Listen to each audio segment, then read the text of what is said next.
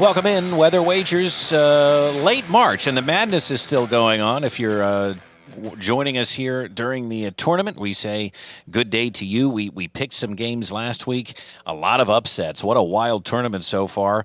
And Penn State eliminated from that tournament, along with many other high seeds. We welcome in Dan Tomaso, my co-partner in crime here. And that's right. March Madness has lived up to its name so far.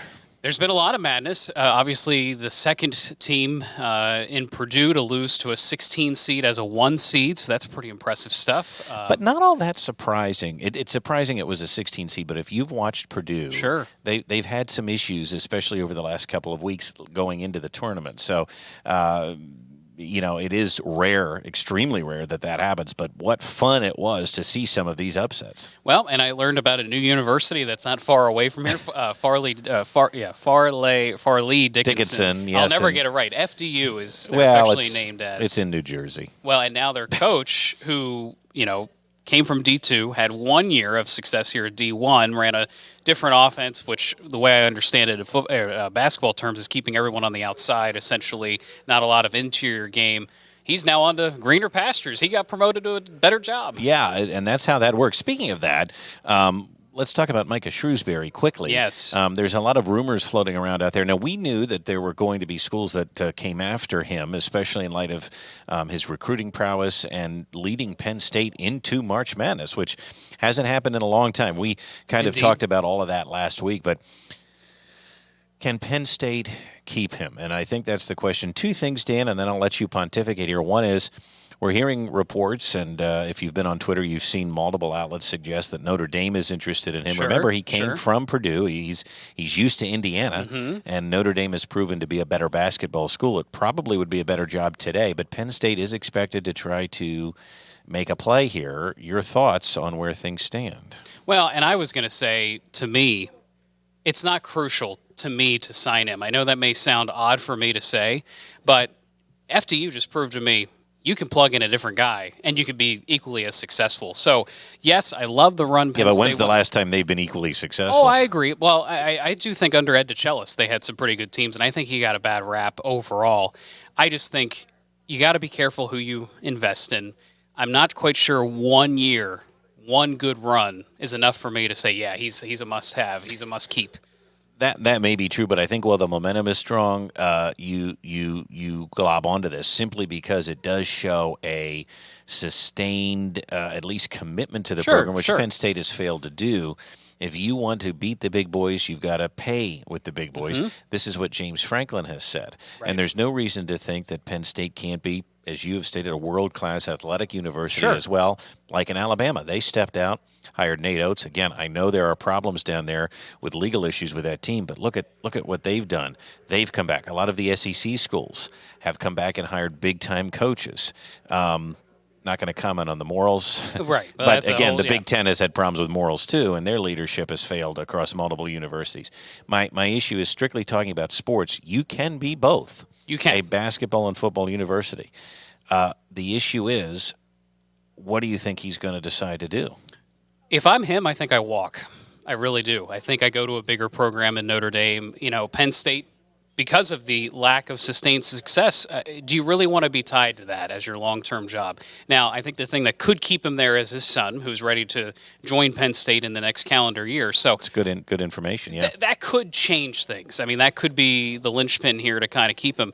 But I also think, too, so much can change. I mean, there's a huge graduation turnover here happening on the team. So does he want to come back? If his stock is high now, does he want to come back and maybe not even make the NIT next year? We'll see. Yeah, you got to leave high. And then, if you sign somebody to a long-term deal, that doesn't automatically guarantee you're going to be back in the tournament or make Final Fours.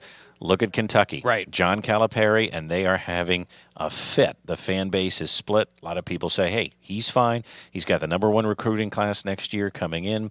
He's going to be back. I believe he's had a lot of number 1 recruiting classes, and he hasn't been back in a while. Well, and he turns a lot out to the NBA. So the question is, do they come to play for the program, or do they come to play for the next level? And that's always been the thing there. Well, it's been a while since he's had a national title, too, and that's why he was hired there. But he does have a lifetime contract. I'm just saying, I think there's a lot of nuance to basketball and coaching. I am going to disagree and think Penn State should step up and keep a guy that has the program running well. The constant turnover and change is part of why Penn State hasn't committed. This would at least prove, especially with new money coming in, that they are committed. Yeah, I think it'll be very interesting. And, I think the biggest obstacle Penn State continues to face is their location, the fan base, maybe not large enough in State College proper to hold the basketball team. And the location is slightly different, but, let's not pretend Notre Dame's a sunny paradise here. No. So I do think that, I kind of agree with you. If I'm him, I definitely consider that because he knows Indiana inside and out with being at Purdue. He has some history there. It's a better program today. And maybe they'll want to pay him more to come in there and make the tournament again. You would have to think so. I think that's going to be Penn State could be in a bidding war. The only thing I will finally say about this is I think the longer it goes on, I think the higher chance that he's out. I really do. That's interesting. I may feel the other way. If we don't hear something soon, I think Penn State's working out a deal. Because it was interesting. So we're taping this on Wednesday. On Tuesday, that's when the reports were coming out Tuesday afternoon that it seems like he's weighing between Notre Dame and Penn State. And there could be another school in the mix, too. You never know. No, we don't. And so at this time next week, maybe we will. Right. We will see. But we certainly wish him the best and Penn State the best as they try to work this out. But it's never a bad thing to have a coach in demand. No. Even if he does leave, like you said, he's made Penn State at least more attractive to the next guy. But we want to talk about now we're into the Sweet 16 of the tournament. And Dan, let's first talk about, again, how people can find us because we always like to give them that information before we talk about our lines this week. Yeah, sure. So we are at weatherwagers@gmail.com if you want to send us a personal note, maybe something you want to see covered as we move into warm weather sports again, which is always... It's coming. It's always a good sign to see. Yeah. You can find Brett at meteorologist Brett Thacker, at Brett Thack, ABC27 on Twitter and Instagram, and there's my Facebook and Twitter, Doppler Dad. Can't forget it there for Twitter and Instagram. And I will say this much. We love hearing from everybody. We're getting a lot of great responses, and I think today's podcast and our guest later on is going to get a lot of responses. We had a comprehensive discussion with Ray Didinger, which we'll get to in a few minutes. We did, and we absolutely want to talk about that too. We talk a lot of Eagles with Ray and about his career. That's coming up. We do want to talk a little bit more though about the Sweet 16. I got carried away with the madness and. Good thing. Ray kind of calms down the madness a little bit. But we have some lines for you. We're excited. We want to get through this and get to Ray. But here are the games of the week. Now, I left out a couple of obvious ones, at least to me. I'm not going to talk about Alabama. I think they're going to blow by San Diego State. Okay, but here's some interesting games and lines as we move into the Sweet 16 round, Thursday and Friday. Mm-hmm. We've got Michigan State and who they're calling Mr. March, Tom Izzo. Love Tom. Back again. I love him. He's so animated. Taking on Kansas State, who I actually picked in my bracket to eliminate Kentucky. Interesting. Look at you. But again, I've seen Kentucky play, and they haven't been great. Kansas State, they've got some guys. Okay. They were able to shoot the ball when it counted.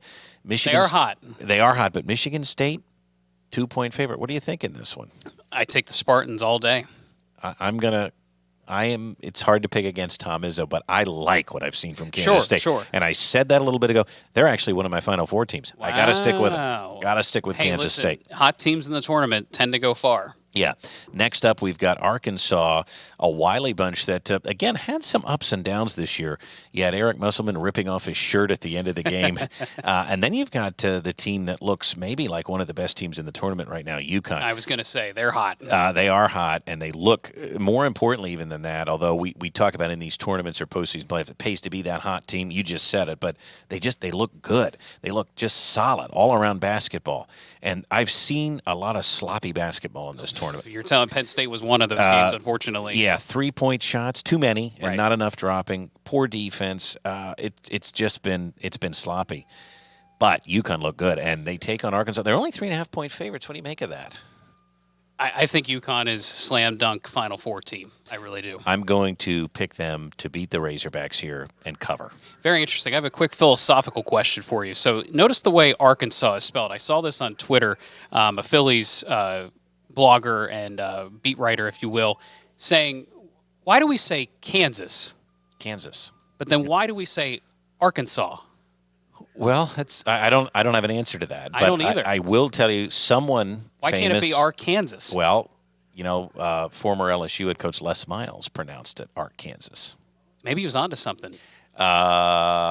Maybe he was just on something. Well, eating some grass that day, perhaps. That could be. It's a good question, but I'm going to stick with now it's Arkansas. Stuck with me. It's stuck with me ever since I saw it. I don't think they're going to win that game. Sorry. I think UConn is 3.5, and I would lay that. I would lay that with the Huskies. Okay, Gonzaga, always a tournament performer. Haven't been back to the big game in a while, but taking on UCLA, which looked like another hot team against Northwestern in their last game. UCLA is favored here against the Zags. What do you think? Can Gonzaga do it and pull the upset? I'll take the Zags. Really? As the slight underdog. I'm going to take Mick Cronin, guy that kind of looks a little like, speaking of Philadelphia Phillies, I saw on Twitter comparing him to Tom McCarthy. Looks a little like Tom McCarthy. I could see that. I could see that. So Former Cincinnati coach, I believe. Yeah, I'm going to take UCLA here to cover. Okay. Now let's move into Friday's games, and a couple that Another slate here. Yep, caught our eye. Miami-Houston. Now, this is the one Houston expected to be a Final Four team with Jim Nance. That's his alma mater calling these games. It would be kind of special. No surprise that they are favored by 7 points. However, Miami is a very hot team. They look good. I'm just going to tell you right now, I like Houston to win. I'm going to take Miami +7. What do you think of this? I take Houston. No looking back. No looking back. They've been one of the favorites from the jump. I don't think Miami can come in there and blow them up. And how about the Xavier-Texas game? Xavier looking good. Xavier just dominating, not in their first game, but in their second. Sure. And then Texas, of course, knocking Penn State out. Texas looked very good. And one of the reasons – well, let me say this. One of the reasons they played sloppy too, they had that really tall guy. Yeah, and he was hitting jumper after jumper. And he couldn't miss. And when you get a hot player like that, it's hard to combat that. If Texas has him down in the paint, and he's just shooting and they're going in, I like him to cover here -4, and I'm going to take him. He is their star. I don't know if Xavier can defend him. He's huge. Right. I just think if there's a way to I'm blanking on his name. I'm sorry. Yeah, no, I could picture him in every Dessou. I think it's Dessou. Dessou. Yeah. He hit every shot against the Nittany Lions, but I like what FDU did against Edey and Purdue. Yeah. They basically eliminated the big guy, and they kept it all outside. Kansas State did that with Kentucky. Right. Too. There's a roadmap here. And Xavier always, to me, and since my childhood, always seems to do well in the tournament. I think this is going to be a whale of a game. So who's your pick here? I'll take Xavier. +4 to win outright? +4. Okay. Well, we will see how we fare on those. Again, we're not keeping score here, but that's who we like. And I think all of those games may come down to the wire. Yes. There are a few others that I don't think will. But you know what? Who knows? We've been wrong before. We'll see what happens. And by the way, I think this layoff, and this is one of the things I actually don't like about March Madness, you get so far into it, you have 4 straight days of basketball. Yeah. And then, poof, gone. It's back on Thursday, though. Yeah, I know. So, I don't like waiting around. It's kind of the way I feel about the AFC, NFC championship weekend. Right. And then 2 weeks, we drag out the hype. Yeah, especially because thanks. the national championship isn't even until April. So right. You're right. Kind of loses a little momentum. But the games pick up again Thursday and Friday this weekend, and Saturday and Sunday the Elite Eight. Okay, now I have something for you two. Okay, before we get to our Ray Didinger interview, I thought we need to have our own Sweet 16. So I thought, okay, what's sweet? What's 16? So I picked out 16 ice cream sundae toppings, and we're going to have a tournament. Now, here's how the rules work. I want you guys to debate and discuss.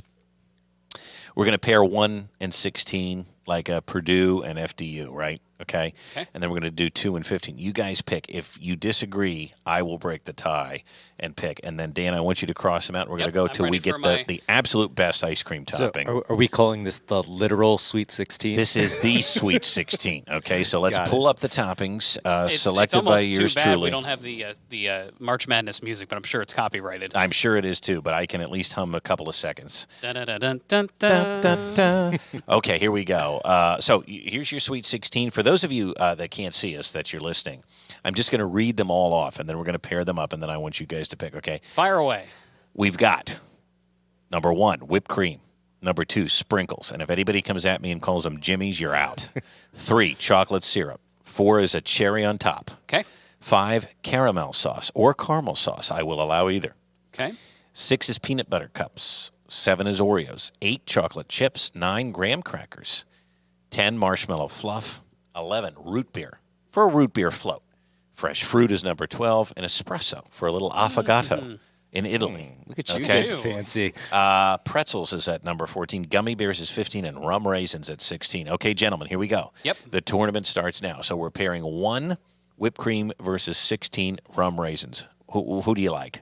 I got whipped cream. Yeah, whip and landslide. Okay, then we have to cross out 16. They go pretty easily. What is a rum raisin anyway? Well, soaked in rum, and then Yeah. you put those on top of the ice cream. Or If it was straight sometimes Myers rum, I'd be maybe leaning that way. But the raisins, what throws I have me off had there. some really good cream bourbon on top of vanilla ice cream. Okay, Look at there you. you go. That's good stuff. I didn't know you lived such a sophisticated I life. know. This guy's an aficionado over here. At times, I do. At times, I don't. But I will say, you've never heard of like rum raisin? That's in the grocery store. You can buy rum raisin. No, I've never had it before. I've Yeah. had raisins, which I would never put on a Sunday. So I Okay, but figured the rum point raisin. is, you're not having it now. No. Nope. No. The whipped cream wins Whipped out. cream wins, and I would agree with both of you there. Okay, let's go 2:15. We're going sprinkles versus gummy bears. Gummy bears all day. See, I'm going to have to go sprinkles. Ooh, okay, I'm Let's going to go, break Brett. the tie. I like gummy bears. I don't want them on my ice cream, though. Sprinkles. Sorry. Wow, I thought we had the upset there pulled for a second. He pulled the telestrator. Sorry, but sprinkles 100%. They belong on a Sunday. Interesting. Very So, interesting. We're going chalk here, by Yeah, the yeah, way. yeah. Okay, then we have chocolate syrup versus pretzels. Ooh. Tough, a 14-3, huh? Yeah, I'm going to do chocolate syrup. I'm going to go pretzel on you. Ooh, and Make 'em and pick. I'm going to go chocolate syrup. Nothing like a good old-fashioned Hershey's I would chocolate syrup. actually do both. And in fact, I just had Chocolate-covered pretzels, Ooh, maybe? there would be. Ooh. They That'd are be too good. easy. They are This good. is not an endorsement for Dairy Queen, but I just had Dairy Queen's Take 5 Oh, yeah. Yeah. Blizzard. They're That's that's very good. That was really good. those Take 5 bars. They're a Got a hidden little of gem. everything They're in there, exquisite. too. Okay, now we go to 4 and 13. A cherry on top, which is pretty classic, or an espresso, and that is like what they do in Italia. Yes. A little affogato, where you have a scoop of vanilla ice cream and a little espresso. It's floating in that. What would you rather top your ice cream sundae with? Espresso. I do anything coffee related with ice cream. First upset, espresso. And I that's the winner, but I agree with both of you. I don't like cherries. So Yeah. They you don't got do your, anything for me. You got your 13 winning out over your 4. How about Hey, that? So there's a little madness There for you go. Okay, now it's caramel sauce versus fresh fruit. Now, this can be any fruit you want to imagine. I'm not limiting that, but it's going up against caramel sauce. What do you think? No fruit for me. Really? Nope. In general, is that your life philosophy No, or no, just no. on ice cream? On ice cream, if I'm going to indulge, there's no fruit involved. Do you eat like a plain apple? Would you eat just a plain Oh, yeah, apple? yeah, sure, sure, but not Not with- on the ice cream. No. Okay. I mean, I guess maybe a peach. On an ice Maybe cream. a peach. Peachy Paterno ice Yes, cream yes. from That's in the from ice the cream. creamery. But That's very in. specific. Yeah. And that's the flavor of it. What do you got here? I'm caramel, but I would actually substitute a butterscotch playing game. But it's pretty Wow. close in the same palette. I might there. be with you on that, actually. know? But, okay, so we have to cross out fresh fruit. I was actually going to vote for the fresh fruit. I can take or leave caramel sauce. Now, this one, I know what my favorite is me here. too. We've got peanut butter cups versus a root beer float. No chance on the root beer. Sorry. Oh, see, I'm going root beer. Wow. Man, this is a tough one because if it's like really hot outside, I do love a good root beer float. But, sorry, Dave. Ah, come on, guys. The peanut butter cups crunched up over that ice cream, Yep. I vanilla I do ice love cream. peanut Well, butter cups. or, Don't get I me love- wrong here. I'm just playing the game. No, I know. Any ice cream that has, if it's peanut butter ripple, some type of Rocky Road with peanut butter. Yeah. Peanut butter Moose just Tracks, it makes things better. Yes. It really Yes. does. Okay, Oreos versus marshmallow fluff, a 7-10 game. No chance here. Oreos all day, every day. Yeah, Oreo. Okay, I'm with you. I don't, a lot of people like a fluffernutter. Nope. There's your peanut butter. Yeah. I don't I like like the a marshmallow. fluffernutter No. sandwich, Yeah, but but I don't want it globbed on my ice cream. I don't like think. the fluff. I gotta be honest. It's sticky. It's too much. It's too much. I'm not looking forward to this next one. This one may be the toughest call for me. Yeah, I'm actually with you on this. Chocolate chips versus graham crackers. You got your 8-9 matchup. A tough one.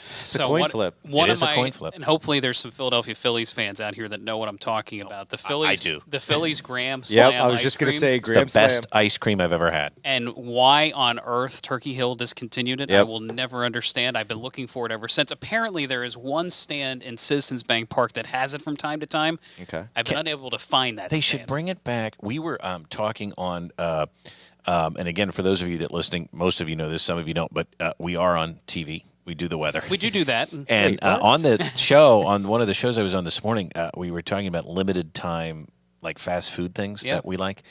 And they should do that with this ice cream. Why not bring it back every April? I mean, they made a World Series run. Can we get some love for the Phillies? Can we get some Phillies graham cracker special turkey? Too many people having water ice, I think. Yeah, nah. So what do you guys think? Chips, crackers? Chips or crackers here? Chocolate chips or graham crackers?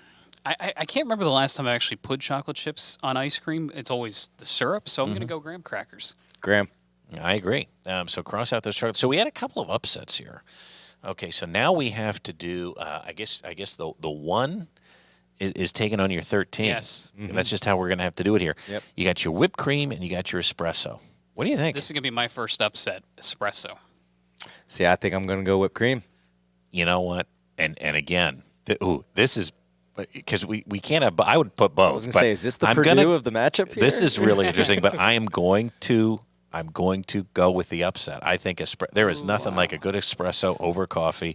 Sorry, whipped cream, you're the classic. You're the number one seed. It doesn't do anything for me, honestly. I can have it. I can But not you could have put it. whipped cream on espresso, so Well, I mean, that's it's a his dual point. threat. It could be a dual threat. I think A we dual option need. I think quarterback. we need a side wager, and we're going to not get too kinky here, but we need a side wager with whipped cream next year, like all in the face or in the hair. Okay. Because they were upset with your pie choice. Yeah, I still haven't lived that one. People down. are booing that, so we need like a whipped cream head or something for Yeah, one of the okay, bets. okay. All right, sprinkles Make that versus happen. graham cracker. Ooh, this is a tough one too. See, now we're getting into the tournament, gang. Yep. Sprinkles versus graham crackers. Graham crackers. I'm going to go sprinkles. If it was that particular Phillies ice cream, there is nothing like some sprinkles that just make the Sunday look good. I'm going sprinkles. Sorry, graham crackers. Got to go chalk every now and then. You're out. Okay, then we got 3 versus 7, I believe. yeah, right? chocolate syrup and Oreos. What do we think? I'm. Chocolate syrup. Chocolate syrup. Oh man, I would have said Oreos. Okay, chocolate syrup. It is. Hershey's wins there. I know it does. What about Bosco? Remember that was George's password for his ATM in Seinfeld. I would eat either or, but we're used to Hershey's here. Then we have caramel sauce and peanut butter cups. What do we think about that, huh? What do we think about that? I think you know my answer. Peanut butter cups. Well, I want to go caramel, but I have a feeling we know what the answer is going to be. Yep, Mr. sorry. Brett. Yep, caramel out. A buzzer beater for buzzer peanut beater. butter cups, and we are down. Are you now to are you 4. Mr. Rafferty over there? That's what, yeah. We got to win for the little guy. The little guy up and in. Sprinkles and espresso. I do not like sprinkles. I will admit it. It doesn't. I mean, if it's on there, fine, but it doesn't do much for me. Kind of like whipped cream. Dave, you gonna bow down to the coffee here yet or not? Nah, we're going to go sprinkles. I don't think, as much as I like the espresso, I don't think I can have a Sunday without sprinkles. Sorry, Dan. Espresso goes. The diaper dandy. Out. The diaper dandy. The Doppler dandy. Yeah. That's Doppler right. dandies. Here we go. Chocolate syrup versus peanut butter cups. Peanut butter cups. Let's go peanut butter. Okay, chocolate syrup goes, and now you Now got for your. the natty. This Wow. is for the natty. mean, what a Can we matchup. bring us up here for Yep, a yep. second? What a matchup. You guys have done it now. Sprinkles versus peanut butter cups. This is a tough one, and let me explain. You got your favorite that's on almost every Sunday. You got your sprinkles. People can dislike the peanut butter cup, but here's the deal, though. You want to talk about adding flavor. Mm-hmm. Sprinkles add nothing. To your point, Bingo. they It's add just the sugar. look. They add the look. Well, there's nothing wrong with sugar, but they add the look. Do they add anything else? Color to your lips and your mouth. Yeah, I That's was going about to it. say you get that rainbow I was going to say, do sprinkles you in deal with this there. with your kids, either one of you? Oh, yeah. that I are a deal mess? with it myself Yeah. because You I find just them behind tear their in. ears after they're done eating. Like, it gets all over the place. There's nothing like it. Now, the peanut butter cup, though, adds flavor. And I've talked about this before. This was something else I talked about on the show. When I eat a good dessert, I tend to moan. Okay. Chocolate peanut butter crumbles on vanilla ice cream. That's gonna get a moan. Okay. The sprinkles, what are they adding? Nothing. Sprinkles add nothing to me. But I don't want to tilt the lines. Pull it up. What do you guys think? Because it's your vote, unless they have to break the tie. Oh no, I'm 6 going, or 2. I'm going peanut butter cups. There's no doubt. A 6 seed winning the championship. That's pretty crazy, but I'm going to have to agree because you get the peanut butter and the chocolate together versus just a sugar flavor. Yeah, peanut butter cups are more complete. We should things, repeat, so we're to not speak. endorsed by anybody here, Yeah. so Reese's is not winning. Yes. It could be anything. Yeah, These should be homemade peanut Could butter be Russell cups. Stover, could be anything. Congratulations, peanut butter cups win the best ice cream sundae topping. What a round of 16. You boys know what you like, and I like it. Let's give it up. They had some stiff competition, and we eliminated pretty early a cherry on top. That's pretty. Yep. That's pretty. I mean, That sounds like a Bill Rafferty kind of, and into a the little brand. cherry on top. Yeah. Yeah, what do you think? Well, cherry's kind of like the blue blood of all these anyway, so Yes. and not many blue bloods made it far this That's year. true. So this That might is be true. indicative of the actual tournament. I like looking that. forward. Well done, gentlemen. David, thank you. Always. Mr. Tommaso, I want to talk to you briefly here before we get to our interview this week. Talk about a cherry on top. We've got Ray Didinger. He's our cherry on And top. just wait for some of the nuggets that come forward with this one. Yeah, just real quick on that. The NFL draft is coming. It's about a month away. We'll talk more about it as we get closer. But Sure. we talked not only about the Eagles draft, but Ray's going to give us a sleeper pick of his, which I think is really cool. What do you expect to see from this draft quickly? Any shockers? He made a point, too, about the Eagles maybe letting go of one of their first-round picks. I think that's exactly the move. If I'm Howie Roseman, I take. Now, keep in mind, because they lost these free agents, they get comp picks next year. So Howie Roseman's going to have a ton of capital going into next year. We thought we had a ton of capital this year. It's even better for next year. And remember what happened last year at the draft. Who showed up on the team? Not only some great draft picks and Jordan Davis, Nakobe Dean, but a man named A.J. Brown. He wasn't drafted, but he was picked up on draft day. And to me, Are you suggesting surprises are in store? I think there are some, because no one had that on their radar. That was a complete out-of-the-blue move. I mean, it was applauded. I mean, obviously it worked out very well for the Eagles. A lot of people are complaining. A lot of fans are complaining. What are we going to do at safety? What are we going to do at linebacker? Draft day could be very interesting, whether they pick up such a player through the draft or they make a trade of some of their future picks or current picks to get that guy. He made a point, too. Running backs don't go high very much No, anymore, no. and that's not a surprise. Of course, there's a lot of talk about quarterbacks. Who do you think is going to be the first one off the board? I keep going back and forth between Stroud and Young. I think you can't go wrong with either one of them, honestly. It's the way the game is going. You need a mobile quarterback. You need that option threat just because, again, we saw it with the Eagles this year. It is so difficult to defend when you have so many players that are capable of doing something with the ball on every snap. Yeah. So, whether it's Justin Fields, who hasn't totally developed yet into the player Jalen is, whether it is Bryce Young, whether it is C.J. Stroud, I think that's the way the league is going. I feel bad for a guy like Will Levis. I think he does deserve to be drafted, maybe in the first round, but he's not that player. Yeah, he might end up being more like a Trace McSorley type. Correct. We'll see. We'll Not see. that he's a little bigger, he's a little stronger, perhaps. He might have a bit of a better arm mechanically, but those are things for the NFL teams to decide, and we're going to see. That is coming up in a month, and it's an entertainment product, but boy, it is fun to watch. This is something Ray didn't bring up, and I really wouldn't be surprised by this if they use a mid-round pick, the Eagles that is, to draft a backup quarterback. Interesting. Now, it won't be a second rounder like Jalen was, but it really wouldn't shock me if they saw the backup quarterback position through the draft. Well, again, Jalen was the backup once upon a time, and you're right, it's not going to be high. People question that, and now, guess what? It worked out beautifully. And again, I always say that, especially right now, the way this front office runs for the Eagles, there's always stuff the fans don't know. Yeah. And I go back to that draft, and I go back to Howie finding value in the draft. I just wonder what they knew about Carson Wentz. Listen, and if there was a panic button hit that offseason, like, hey, we might have to pivot here. very simple question. Do you trust him? I do. I think he has now earned the trust of fans. Now, obviously, people go back to the Rager pick. They go back to the Danny Watkins pick, the fireman Danny that didn't work out along the offensive line. But outside of the first round, they have done very well in the middle to late rounds, filling roster spots and building from within. And the way you keep a run going in the NFL is you supplement the young players that are cheap, that are under contract, with a lot of these star players. I mean, the Kansas City Chiefs started a lot of rookies on defense.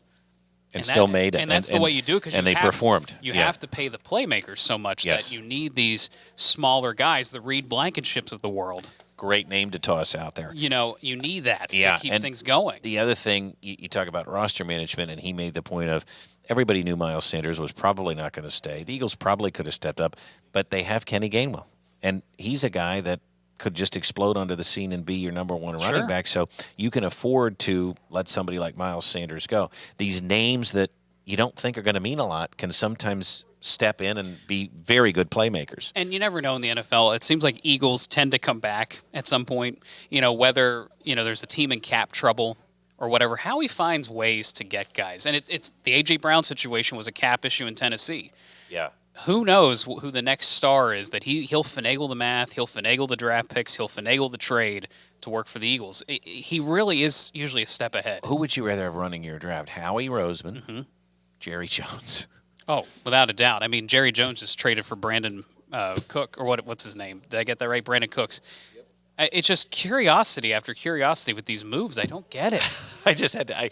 I wanted to tee you up there a little bit. I mean, listen, I have full faith after the last 3 years. He talks about, Ray Didinger talks about the Chip Kelly years. Now that didn't work out, but he kept Howie. Jeffrey Lurie kept Howie around. Put him in a closet. Yep, kept room him closet, around, kept him around. Brought him back out, and now things look pretty good. So we have a wide-ranging interview with Ray Didinger. I'll let you set it up and talk a little bit about it here. So Ray is a friend of ABC 27. Dennis Owens has worked with Ray Didinger. The play Tommy and Me was a resounding success from what I understand in Hershey this past summer. Ray wrote that, yeah. Ray wrote that about Tommy McDonald, which he'll bring up in this interview. But there's another showing of that coming up, which he'll describe. And, of course, Ray is now retired, but he was with the Eagles throughout the entire playoff run into the Super Bowl and now is still working on draft coverage. So he's still very involved with the Eagles, still has his finger on the pulse of everything. Hall of Famer. Hall of Famer. Let's hear what he has to say about the current state of the Birds. Ray Didinger is here with us on Weather Wagers. Ray, thank you so much for joining us, and congratulations on your retirement. I'm sure the Eagles, though, continue to keep you busy, and we saw you during the playoff run to the Super Bowl. But what are the odds that they make this run in supposedly your first year away from the team? Yeah, well, I really did intend to retire. That was my intent. At the end of May, I announced my retirement, and I really thought I was headed for the couch and a bag of potato chips. But things kind of changed. It was a pretty eventful autumn and winter here in Philadelphia. The Phillies gave us Red October and went to the World Series, which got everybody excited. And then that rolled right into the Eagles and their ride to the Super Bowl. So it's been, I got called from both the radio and the TV stations here that would you be willing, if the Eagles get to the playoffs, and at that point we certainly knew they were headed for the playoffs at least, would you be willing to come back and be part of our postseason coverage? So I did, and was with it right on through Super Bowl 57. It's incredible the run that the Eagles went on, and as you mentioned, the Phillies too. It was a good time to be in Philadelphia. But I want to circle back here to Central Pennsylvania for a second, and I understand that you spent a lot of time following the Eagles in Hershey during the summer training camps. What was that like, and how are your memories of that experience back in the day? It was a wonderful. It was probably the best part of my childhood. Honestly, was spent in Central Pennsylvania. Was spent in Hershey, because it goes back a ways now, but that is where the Eagles had their training camp for almost 20 years. Was in Hershey, Pennsylvania. When Hershey was a much smaller town than it is now. I mean, the Hershey Park didn't look anything like Hershey Park today. And really, the Eagles' practices were the biggest draw that Hershey had at that time. And my family, my mother and my father, were such big Eagles fans that was our summer vacation every summer. As we would get in the car and we would drive up to Hershey, and we would get a room at the Cocoa Inn there on Chocolate Avenue. And we would go to practice every day. We'd go to the morning practice, then go get lunch, come back, watch the afternoon practice. That was our summer vacation.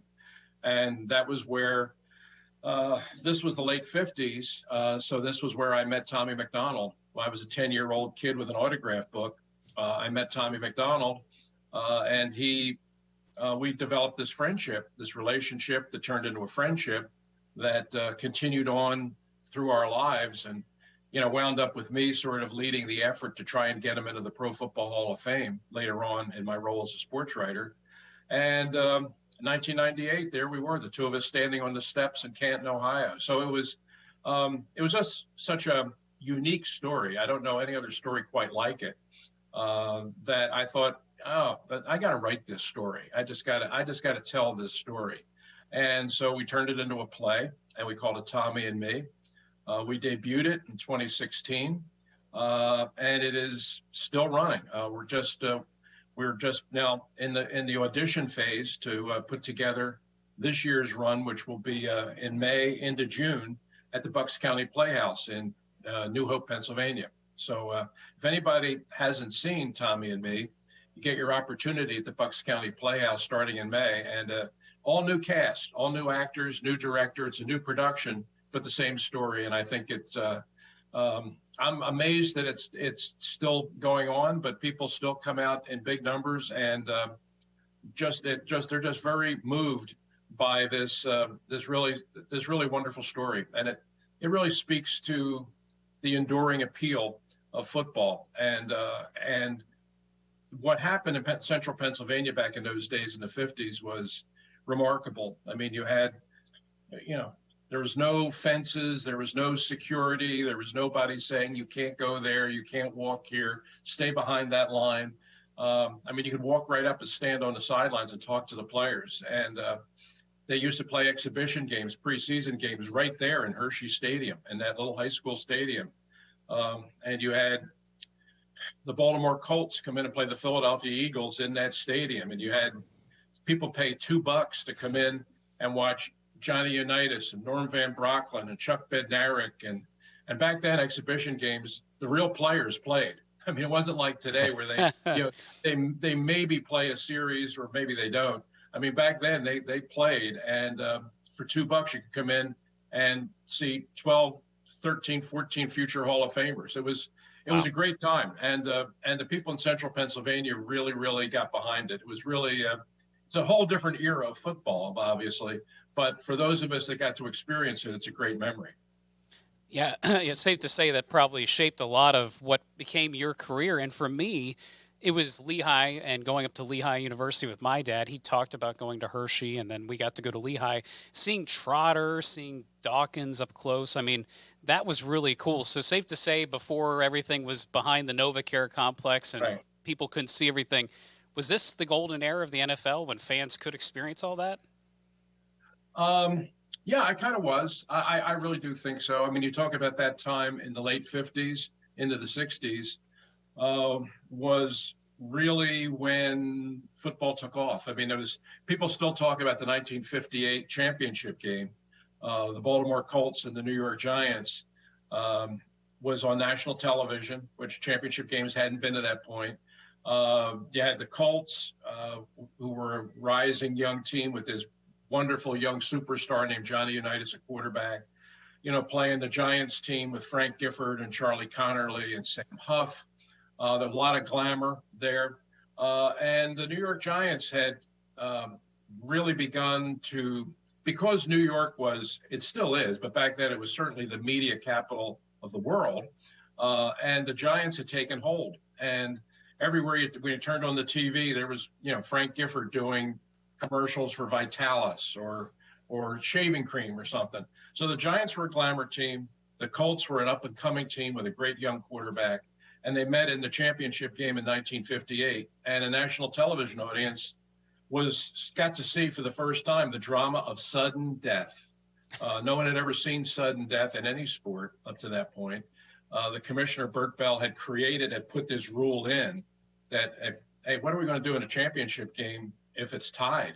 Can't have co-champions. He created the concept of sudden death. 1958 championship game comes, the two teams are tied at the end of regulation. Literally, the players didn't even know the rule. At the end of regulation, guys on the bench were saying, well, what do we do now? And I mean, that's how novel the idea of sudden death was. They went out and they played what was true sudden death. Colts got the ball, drove it down the field. Alan Amici scores the touchdown that everybody has seen. The crowd goes wild. The national television audience is electrified, and boom, professional football takes off like a rocket ship. And, people refer to it as the greatest game ever played. I would probably say that's not true. You look back, there were like 6 turnovers and 15 penalties. Wow. It probably wasn't the greatest game, but it would be fair to say it was probably the most impactful game because that was the game that sparked the interest in pro football. 2 years later, the American Football League was created to feed off of that popularity. That led to the merger, which led to the Super Bowl, which brought us to where we are today. But that whole era, when I started getting involved as a 10-year-old kid going to Eagles training camp, I was there at ground zero, and it was really, really exciting. And the people that remember that and the people that experienced any of those training camps or any of those exhibition games at Hershey Stadium will remember, what were kind of the wonder years of pro football. Well, it's fascinating to hear you talk about that history. And it just was a simpler time. And like you said, it helped, though, to really expand the popularity and grow the popularity of the game. Let's talk now, though, Ray, about the actual history of the Eagles for a second, the recent history. I just want to get your thoughts, what you make of the last 20 years or so of the program, from the heyday of Andy Reid making his spectacular run to now Nick Sirianni. Would you classify over the last 20 years the franchise has been a top 5 franchise just in terms of stability and winning? What's your opinion of that? Oh, sure. Yeah, I think that's fair to say. I mean, if you just look at the raw numbers in the Jeffrey Lurie ownership, which is now like 25 years, yeah, I mean, it's the best year of Eagles football. They've been in the playoffs more often than not. They've won the NFC East more than any of the other teams, more than Washington, more than the Cowboys, more than the Giants. And they won a Super Bowl. They've been to 3 Super Bowls in that time. They won one of them. And the Eagles have become, well, you used the term stability. And I think that's kind of what it's all about. I mean, since Jeff Lurie has owned the team, they've been a very, very stable franchise. Andy Reid was the coach here for 14 years. That's an eternity in today's NFL. And when he left, they went through Chip Kelly, and then they brought in Doug Peterson, who won a Super Bowl.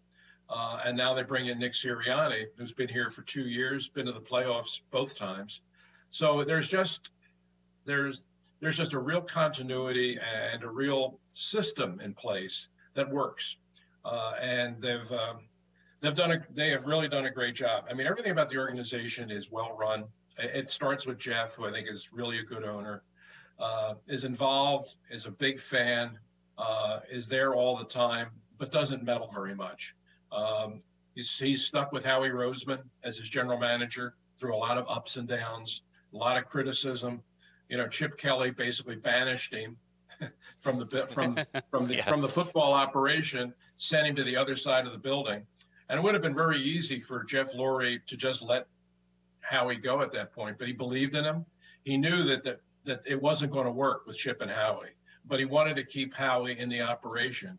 And when Chip was let go, Howie came back and resumed his role as general manager, and you see the results of it. I mean, it's been, they were the best team in the NFL last year. They really were. I mean, I'm sure they're kicking themselves over the Super Bowl 57 because I think they should have won, and I think they know to a man. I think they know they should have won that game. But there's a stability to the organization, and especially when you've got a quarterback as young and talented as Jalen Hurts, there's the feeling that we didn't get it done that day, but we're going to have other opportunities, and I think that's fair to say. I think it's a team right now that's built for the long haul. Well, we love hearing that as diehard Eagles fans. And my dad, at the beginning of the Andy Reid era, just kept telling me it hasn't always been like this. It always, the Eagles always found a way to kind of flounder. But Andy Reid and Jeffrey Lurie, as you mentioned, certainly have righted the ship. Now, can this run continue under Jeffrey Lurie? I know he's getting close to that retirement age. Can the franchise stay in the family? Can this run of dominance continue? Well, I think that's the plan. I mean, I don't know that. Jeff certainly doesn't seem to be a guy who's looking to retire. His son, Julian, is now very much a part of the operation and is there all the time. And he's clearly being groomed to take over when Jeff does decide to. I don't know that Jeff's ever going to totally step away. I mean, he might become president emeritus or something, but Jeff's always going to keep his hand in it because he loves it. I mean, before he ever bought the Eagles, he was one of those draft net guys. I mean, he was on draft day, he was sitting there with all of his Mel Kiper books in front of him, trying to figure out who the Eagles should take and who's going to get traded and what the value of this pick is versus that pick. I mean, he's a football wonk, and that's why he got into the business in the first place. So I don't see him totally ever walking away. But at some point, yeah, I mean, I think when he feels that Julian's ready to take over and really run the team on a day-to-day basis, he probably will. But I think the long-term plan is for the Eagles to stay in the family. And if you're an Eagles fan, you probably feel pretty good about that because his ownership has been a very, very good ownership. I mean, not only have they won, I mean, their winning percentage in his time is over 600, and they're one of the 4 or 5 winningest teams in the league over that time. They've never had a long downturn. They've had a couple of years where they did, but they always bounced back. I mean, you compare their run with some teams like the Browns and the Lions and some of those teams that have just never won. I mean, the Eagles have been a very consistent winner. But in addition to just what they've done on the field, it's the other stuff they've been able to accomplish that people now take for granted that years ago I never thought was possible. I mean, I never thought they would get a whole football stadium of their own built in Philadelphia. I never thought they would build their own training complex like they have at the NovaCare Center. I mean, getting things done in Philadelphia with the political structure and City Hall and everything that goes on, it's hard, man. I mean, it is hard to get stuff pushed through here in the city, just on a political basis. And so I thought the idea of having their own stadium, which they had never had before. The Eagles in their history have never had their own stadium before this. I mean, they were renting space at Connie Mack Stadium. They were renting space at Franklin Field. They never had their own stadium and I kind of gave up on it ever happening. I thought, maybe they would just keep refurbishing or trying to fix up the vet and try and make that maybe a football only stadium. But I never thought they'd be able to get a real football stadium of their own built. But, Jeff Lurie and Joe Banner did do that. And then they built the training complex. And now they have a setup, right, that now to me is as good as any in the National Football League. And that's one of the reasons why, when you have a coach like Andy Reid who can stay in place for 14 years and put a system in place that works the way this one works, and you have a front office that knows how to get things done, to build a stadium, to build a training facility, that's why this team has, to use your term, righted the ship. And I think, that this, if you're an Eagles fan, you got to feel pretty good about where this team is right now. I know disappointing, certainly, from Super Bowl 57, but this is a team that's not going away. Well, and let's face it, who did they face in the Super Bowl? Andy Reid. So something is going right, whether it's Andy Reid, whether it's Howie Roseman. And speaking of Howie Roseman and Nick Sirianni, on Howie's side of things, he knows the cap and the payroll inside and out. He's kind of a guru with that. But there's been a lot of arrivals and departures already this offseason from the Super Bowl roster. What moves did he have to make in this offseason, do you feel? Well, he said it at the combine when they had the combine workout, which was pretty much right on the heels of Super Bowl. How he had a press conference there where he told the fans, "Hey, listen, we're not going to be able to keep the team together. We're just not. That's just the reality of it. We've got guys that are coming up for contracts. We have a lot of guys that are at the end of current contracts. We want to redo Jalen Hurts' deal and sign him to a long-term deal." So there's going to be a lot of change. I mean, we had a really good team this year. We set the club record for wins in a season, set the club record for points, all that stuff. We had a great year and a terrific team. But we're not going to be able, the reality of today's NFL is we're not going to be able to keep it together. So accepting that, you knew there were certain guys you were just going to lose. And they have. I mean, you look at the losses, they've lost 5 guys off the defense that played a lot of football last year. They have to be replaced. But they have been able to keep a couple guys that frankly, a lot of people didn't think we're going to be back. I mean, they were able to keep Brandon Graham on a 1-year contract, able to keep Fletcher Cox on a 1-year contract. Jason Kelsey, who's such a critical part of that offensive line, decided, yeah, you know what? I'm not ready to retire. I'll come back. So they've suffered some losses. I mean, Miles Sanders, the folks out your way certainly know Miles Sanders from his days at Penn State. Good player, and coming off what was his best season. But the reality was, for the money he was going to be able to get more money from another team than the Eagles were going to be able to pay him. So everybody kind of knew he was going to leave, and he did, and he went to Carolina, where he'll be reunited with Deuce Staley. And it wouldn't surprise me at all if Miles has a really, really good season, because he's still in his prime and coming off a big year. He probably now feels like he's got something to prove. But the Eagles felt like they had, with Kenny Gainwell and Boston Scott, they had enough backs. And then they went out and signed Rashad Penny from Seattle, who's a guy that when he's been healthy has been very good. So, I mean, they certainly didn't want to lose Miles Sanders, but they knew it was very unlikely they'd be able to keep him. And those are the kind of decisions that NFL front offices have to make these days. It's really hard. I mean, you look back, when I started covering the NFL in the 70s, it was a pre-free agency world. And if you had a great team, you could keep that great team together for a long time. I mean, you look at that Pittsburgh Steelers team in the 70s, that Chuck Noll team. I mean, the team that won the first Super Bowl was basically the same team that won the fourth Super Bowl. I mean, Bradshaw, Franco, Lynn Swann, John Stallworth, Jack Lambert, Joe Green. I mean, they had a great team, and because there was no free agency, they could keep that great team together and dominate the NFL for a decade. Well, can't do that now. Every year, even you can build a team, but you're not going to be able to keep that team together. You just have to work within the system and try and retain it as best you can, and hope that your coaches can kind of reconstitute it every year. And that's the challenge that Nick Sirianni's facing this year.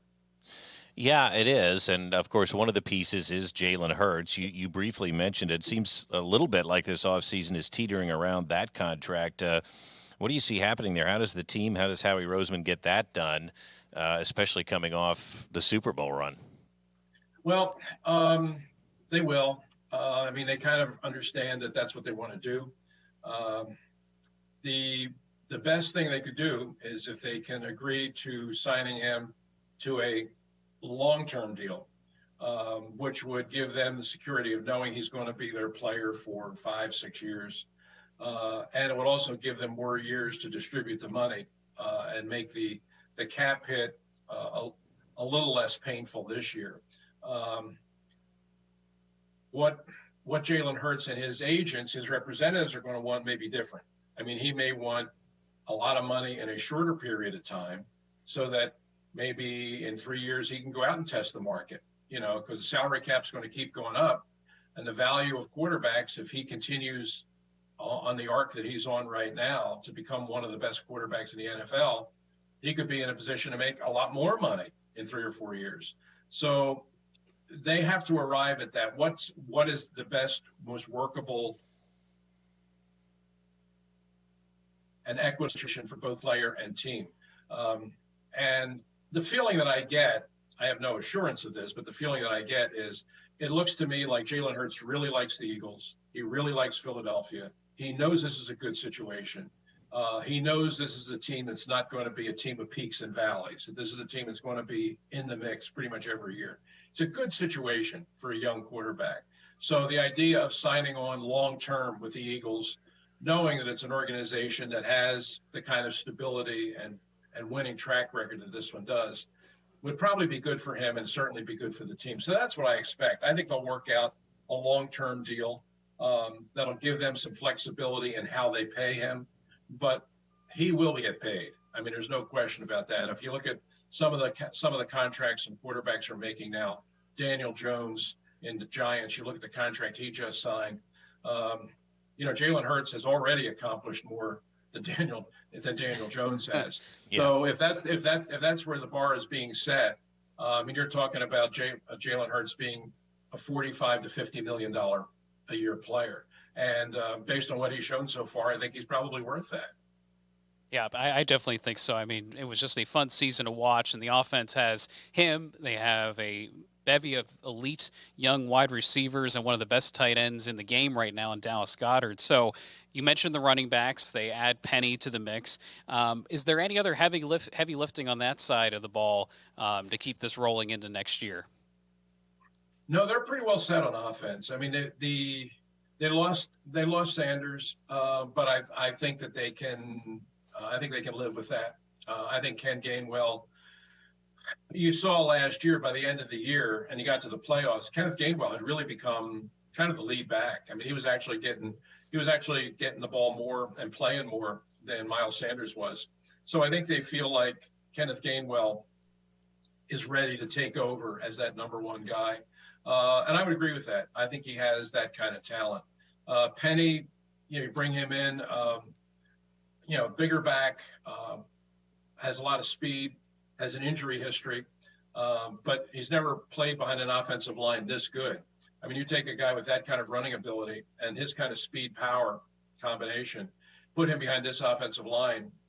He could, if he can avoid injury and stay on the field, he could really contribute. And Boston Scott is just a very nice third changeup. So offensively, I think they're in pretty good shape. The loss of Isaac Seumalo at right guard hurts a little bit because he was sort of a quiet guy. Nobody really talked about him, but he was very consistent. And he just went to the Steelers for a fair amount of money. So they're going to have, that's one spot they're going to have to fill. And, they've got still a fairly young swing player named Jack Driscoll that they drafted from Auburn a few years ago, who's played both guard and tackle. And he's gotten bigger since he got here. I mean, he's probably up to 325 now. And they have Cam Jurgens, who they drafted to play center behind Kelsey and kind of be the guy that's going to take over for Kelsey whenever that day comes that Kelsey retires. I mean, who knows when that's going to be? But they drafted him to be the next guy. But now he played both center and guard in college. So I think at right guard right now to take Seumalo's place, you'll probably at training camp, you'll see both Jurgens and Driscoll play in there, and the coaches, the job's there just to see which guy goes out and wins it. We don't want to think about that day necessarily, but it's coming at some point for sure. Let's talk about the defense, the flip side of this. They lost a lot of starting talent. In your opinion, is one offseason enough to fill the holes at tackle and safety? And what about linebacker? Are they going to have to fill that with some lower salary guys, or how is the defense going to look? Well, they got a lot of work to do over there. But I think when you're talking about where do you go from here, I think a lot's going to fall on the two young guys they drafted from Georgia last year. Jordan Davis played a fair amount last year. But he was a rookie, so he didn't play a ton. Then he got injured, so he had to sit out some time. So you didn't really get to see that much of Jordan Davis last year. Well, now with Javon Hargrave leaving, and you're probably not going to bring back Ndamukong Suh or Linville Joseph, you're going to really need Jordan Davis to step up and play like a first-round draft choice next to Fletcher Cox. Mm-hmm. So a lot's going to fall on him, and hoping that in his second year, he kind of takes that big step that you're hoping he takes. And he has the ability, he certainly has the size, and I think he has the ability to do that. And Nakobe Dean, who was his teammate at the University of Georgia on that championship Georgia team, they drafted him a third round as a linebacker. And he didn't play a whole lot on defense last year. He played on special teams, but not much on defense. But now with both White and Edwards, the two linebackers, leaving in free agency, you're going to need Nakobe Dean to step in there and play. And anybody that saw him play in college, I mean, what kind of player he is and what he's capable of being. I don't have much doubt that he's going to win one of those two jobs, be it in the middle or on the outside. And then the other one, you can maybe sign a lower level free agent, or you got the draft. This draft is coming up. You got, they've lost both their safeties. So you certainly have to replace the two safeties. And, this is a draft that's very, very good in the defensive backfield. If you look at the players, it's a lot of good cornerbacks and an uncommonly high number of really good safeties. So I know the Eagles, the Eagles don't draft safeties high. Very few teams do. But if you were thinking about that, the Eagles have 2 first-round picks, number 10 and number 30. It would not be a shock to me if they used one of those on a safety. I mean, there's a really, really good one in this draft named Brian Branch from Alabama, who played safety at Alabama but can play pretty much anywhere.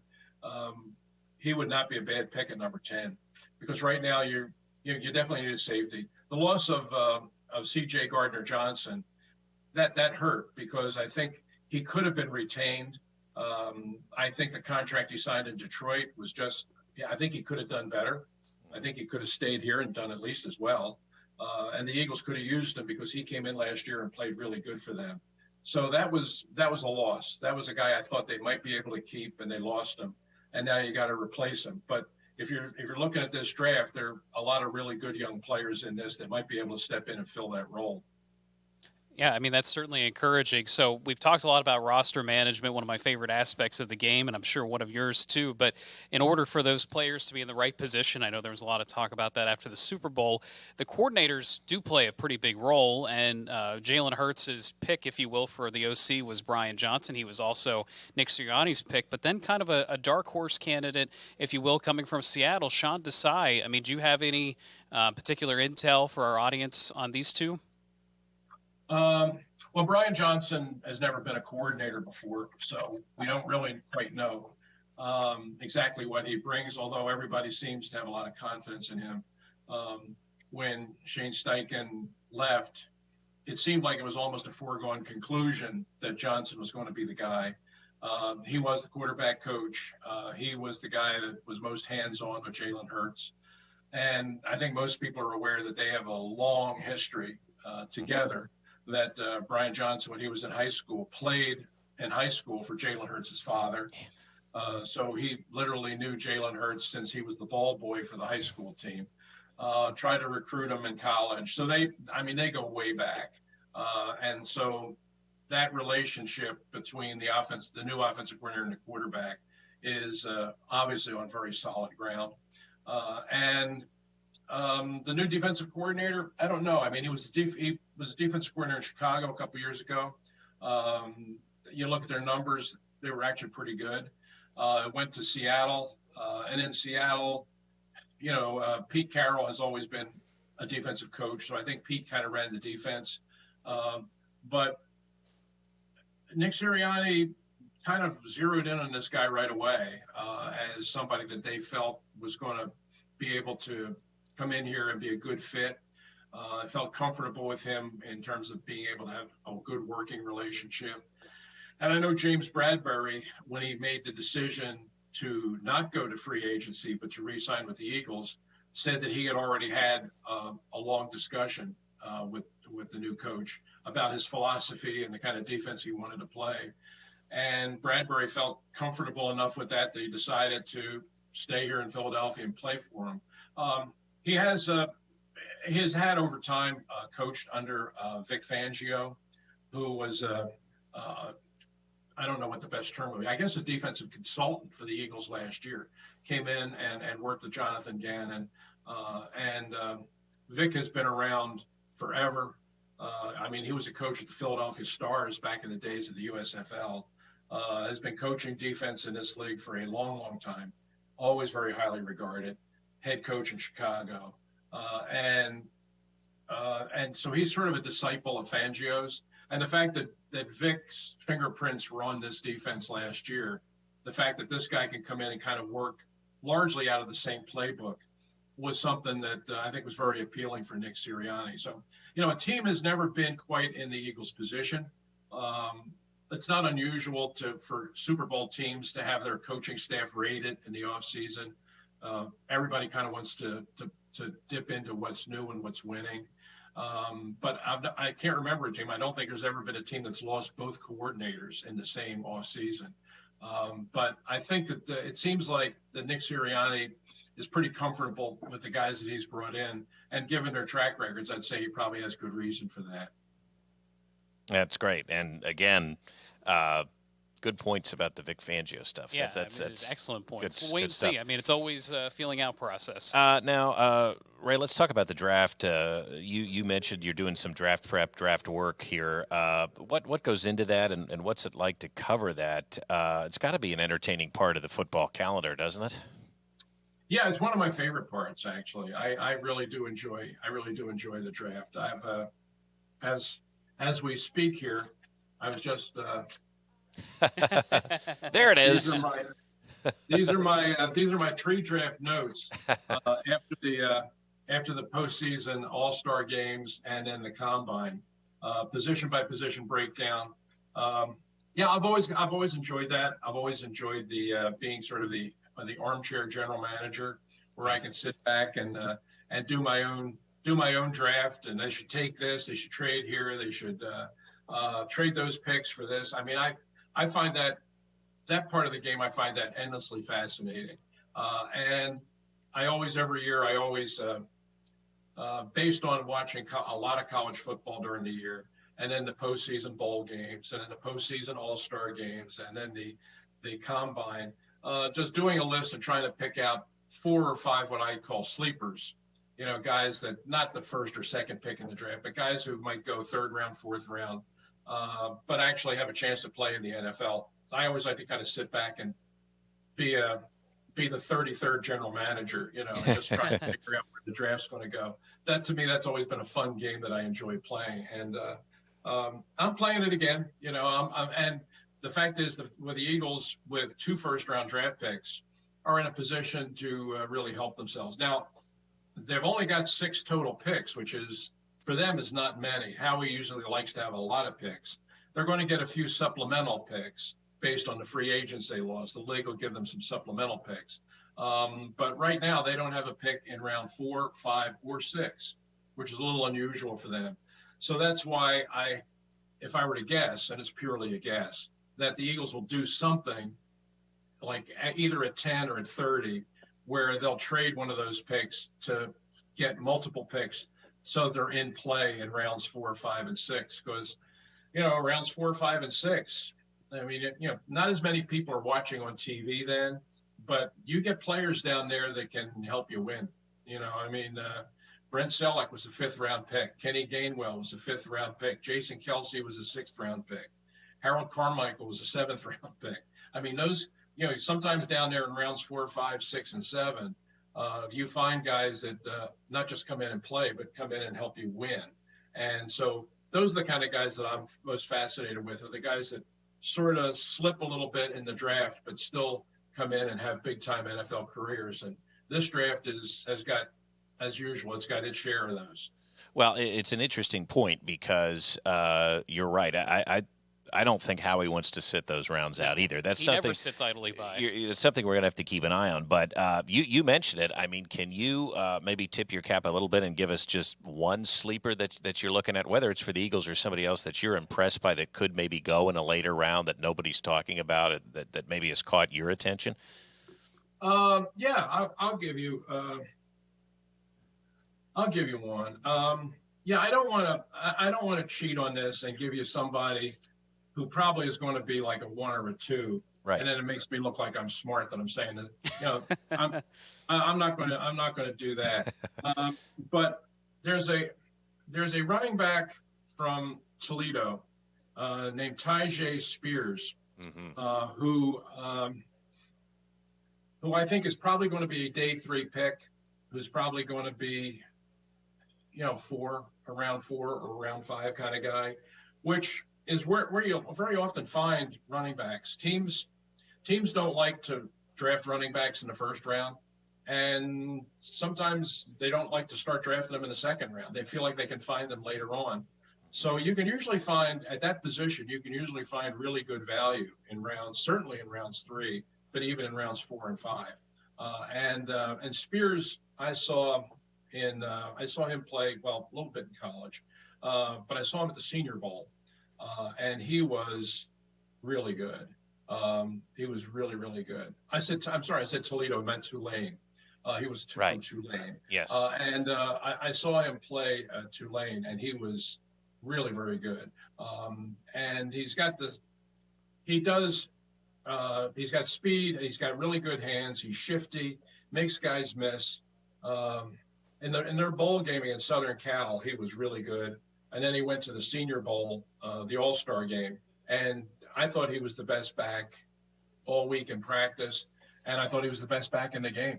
But I just kind of know the way NFL personnel people think. So he's not going to jump way up because they don't like to jump running backs high in the draft. So he's going to float around in that round 3-4 bracket. And so I would say he's a guy that if the Eagles are, now that they've lost Sanders, if they want to fortify themselves with another good young back, I think he might be a guy to keep your eye on. Well, and you mentioned those later round picks. I mean, it seems like Howie almost does better in many regards in those later rounds than in the first few rounds, although perhaps Jalen Hurts is one of the better quarterbacks ever taken in the second round, and all of us were raising our hands saying, what's going on? I mean, do you think they stick to their script here mainly, that they go in the trenches, offensive line, defensive line, avoid the linebackers, avoid the safeties, even though you said, it's a pretty deep safety draft? Yeah, it is. Yeah, they seem to have a formula that they do tend to stick to. They haven't drafted a linebacker in the first round since Jerry Robinson in 1979. And same thing with safeties. They drafted Brian Dawkins in the second round. But yeah, linebacker safety is not a position that they draft. They drafted the line of scrimmage. They draft offensive and defensive linemen, which, that was Andy Reid's philosophy. Andy Reid's philosophy was you win at the line of scrimmage. You win in the trenches. You build from the inside out.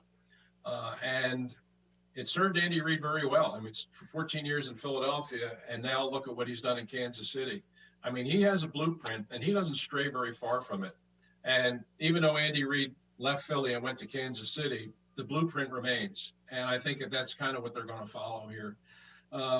They've got, it wouldn't shock me if the Eagles used, as I said, I really think they're going to use one of those 2 first-round picks to trade, to add, to get more picks for later in the draft. Howie doesn't want to sit on the sidelines for 3 rounds. That's not his game.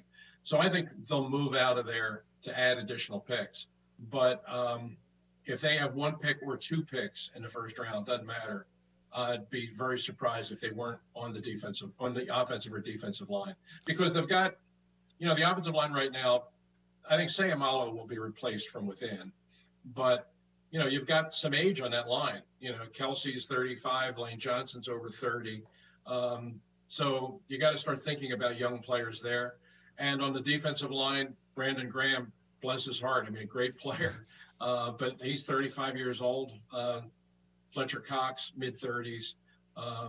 You've got a lot of, they're got to start thinking about getting young guys in there, to that next wave of young guys to come along to play both offensive and defensive lines. So that will certainly be addressed in this draft. And given the history of this team, it'll probably be addressed in days 1 and 2.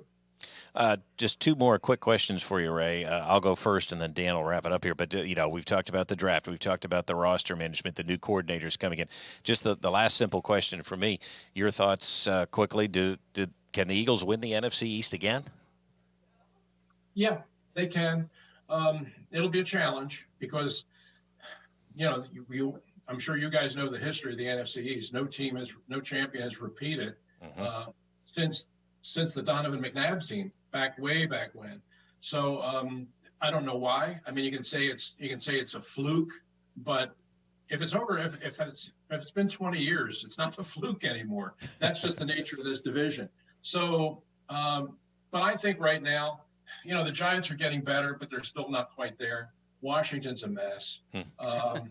The Cowboys are always a threat because they have a pretty good roster, but they always seem to find a way to screw things up in the big game. Yeah. So right now, if you were to ask me who's the favorite in the NFC East, history notwithstanding, I would say it's probably the Eagles. Boy, that is just great news. I can't wait for the season to start. But first, we have the Phillies, too, and I'm excited about that. One last history question for you, Ray. So this is a weather-related podcast. We talk about how games are impacted by the weather. Do you have any favorite stories of covering the Eagles in bad weather or a bad weather NFL game that really sticks out to you? Oh yeah. It would certainly be that big snow game against the Detroit Lions, when, I mean, it just, I mean, if you can call up the video, it was during the Chip Kelly years, and it was a blinding snowstorm at the start of the game. I mean, from the press box, you literally could not see the field. And they had said it might snow. They said there'd be some snow, but it just came in and it was nasty at the start of the game. It started with just a few light flakes, and then it got heavier during pregame warmup. And then by the time the game started, it was blinding snowstorm. And the amazing thing about it was that was the game where LaShawn McCoy, who's from out your way, obviously, set the team record for rushing yards in the game. It was, you look at the footage, you can't believe that a guy could have possibly done that. But he went out and rushed for over 200 yards and broke the franchise record for most rushing yards in a game. Now, the snow finally stopped. It stopped in the second half. But for that first half, the snow itself was amazing, but the way Shady McCoy was able to find his way through that for 200 plus yards was even more amazing. Well, Ray, awesome memory there. I actually think we were both working and kind of watching this narrow snow band that just formed over the link in South Philly, and there were other areas that hardly saw anything that day, so that was kind of a freak event. It was incredible. It was a total, you described it exactly right. It was a total freak thing. There were other parts of the city and the immediate area that got just a dusting.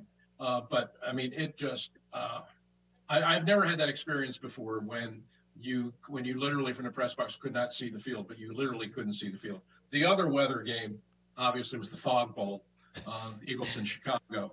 The other time when you couldn't see the field from where we were, when that fog rolled in. And there are a lot of people to this day, including a lot of guys that were part of that Buddy Ryan team, that believe if that hadn't happened, they would have beaten the Bears in that game. And who knows, maybe going to another Super Bowl. Yeah, can change history, that's for sure. That Fog Bowl, something else. Don't remember anything quite like it since either. Ray Didinger, what a pleasure to speak with you. We will look for your draft coverage coming up and remind people, too, where they can see your play coming up. Yep. Tommy and Me is coming to the Bucks County Playhouse in New Hope, Pennsylvania. Beautiful theater with a great history that goes back 80 years. Grace Kelly, Robert Redford, James Earl Jones, they've all been through there. And we'll be bringing my play, Tommy and Me, there May 19th through June 17th. All new cast, new director, new production, but the same story about me and my boyhood hero, Tommy McDonald, and our mutual journey to the Pro Football Hall of Fame. All right, Ray, thank you so much. All right, we are back here on Weather Wagers, and we are looking for Mr. Thacker. He's actually doing his day job right now with the weather. So actually, here he comes. He's in, and that is my alarm saying he has arrived. Welcome back, now Brett. You set an alarm for me. I'm impressed. It's the magic of television. It sure is. So give me your quick thoughts on what he had to say. This was such a great interview. I was going to say, I am totally impressed with Ray's total knowledge of the Philadelphia Eagles from the history and Hershey, which I wanted to touch on just because that's a great little gem of the mid-state that the Eagles would practice here. But in terms of the current Eagles, I mean, I think he's spot on with they'll probably try to find some value in the mid-rounds if they can trade back. And knowing Howie and knowing how desperate some of these teams are, he could get a couple of fourth-round picks, couple fifth-round picks. Sometimes playing the desperate fool is good for business. Correct. You actually brought up a point about something that happened after we recorded this interview yesterday. Yeah, right after we got done interviewing Ray, the Eagles signed a linebacker, which is one of those mid-level free agents out of Chicago, and they picked up a safety who, ironically, is coming from the Saints, which took over CJGJ's job last year. Right. And I think he was more of a true safety because they used to use Garner Johnson as a corner over in their system. But Ray on point, though. Yeah, he said it. They're going to start addressing it early, which they have. Now, are these guys going to be starters? We don't know, but at least they're starting to fill those holes prior to the draft, so it's not a draft for need kind of situation, I think. You got to build the depth of the roster some way, somehow, and whether special it's through teams players, whatever, nickel package, you need these guys to fill the slots. Exactly. And again, they got to prove it. I mean, that's what training camp is all about. That's what the joint practices all about it. Nick Sirianni's all about those joint practices. This year they get the Browns again. And in conclusion, let me just say this. I loved when Ray held up his notes, his handwritten notes. He is ready for the draft, and He is. we are ready for that as well. We've got about a month away. So as always, David, thank you for running our boards for us. And as we head to break, we now have solved the great Sweet 16 Sunday crisis. We certainly have. And I thank you boys for that. You can hear more and see more on YouTube. You know where to get us there. We've got the full Ray Didinger interview. You can also hear us on Apple, Spotify, Amazon, Google, all the podcast platforms. We are everywhere. And again, we appreciate everyone liking, subscribing on whatever your favorite service is. Hit the follow button. Hit the follow button. We really do appreciate that. Until next week, as we probably start talking a little spring training baseball again. Things are ramping down in Florida as the regular season about to kick off. Yeah, and it's coming. I mean, it's in the air. It is in the air. Everyone enjoy the warmer weather, too. We'll see you next week.